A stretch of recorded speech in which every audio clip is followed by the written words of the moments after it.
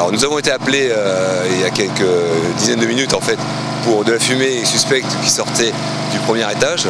donc en dessous plutôt des tôles qui bordent la coursive. Et donc maintenant nous sommes actuellement en phase d'extinction puisqu'il s'avère effectivement qu'un incendie léger mais était en train de consumer un certain nombre de poutres constituant la charpente située donc au-dessus du transept de la cathédrale. Il semble que des travaux étaient en cours d'accomplissement et il est possible éventuellement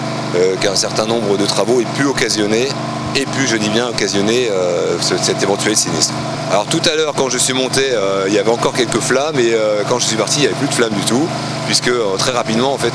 avec quelques jets de lance, en fait, puisqu'on a déjà une lance par l'intérieur qui agit, et bien ma foi les flammes ont totalement disparu, mais il y a la combustion qui pousse puisque ce sont des grosses poutres qui sont évidemment très anciennes, très sèches, et donc évidemment il y a toujours un risque de combustion qui se bougerait, qui évoluerait d'une poutre à l'autre ou à l'intérieur de la poutre. La cathédrale ne craint rien, il n'y a pas de dommages irréversibles, puisqu'en fait, encore une fois, c'est situé sur les côtés, et donc il ne s'agit que d'une charpente accessoire, donc ni la stabilité ni l'intégrité complète du bâtiment ne sont à craindre.